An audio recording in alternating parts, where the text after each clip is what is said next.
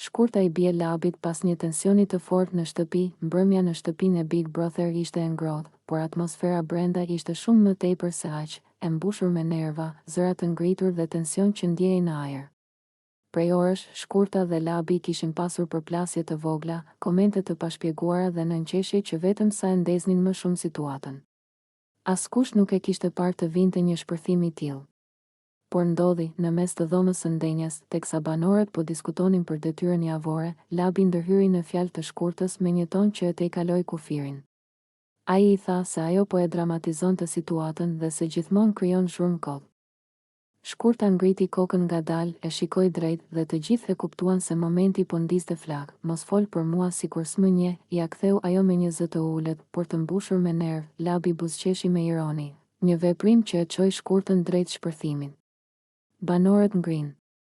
Dolce u ngrit pak nga vendi, Bia hapi sytë si të mos besonte, ndërsa Alba vuri dorën në gojë. Pastaj ndodhi, Shkurta u ngrit, ju afrua Labit dhe i ra lehtë me shuplakën në krah, një goditje që nuk ishte e dhunshme, por plot nerv, më shumë simbolike se sa fizike.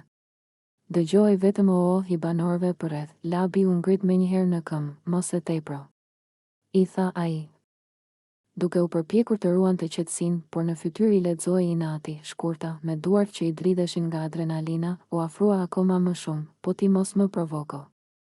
Nuk jam unë ajo që toleron mungesën e respektit. Banorët u futën mes tyre.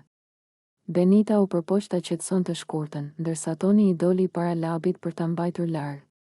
Kamera e shtëpisë u fiksua te momenti dramatik, ndërsa muzika e shtëpisë, ajo tingull i famshëm i tensionit, nisi të dëgjohej në sfond. Pas disa minutash, Shkurta u tërhoq në dhomën e gjumit, duke marrë frym thellë dhe duke u munduar të mos shpërthente në lot. Në anën tjetër, Labi u ul në obor, i mërzitur, duke thënë se nuk e priste kurrë këtë.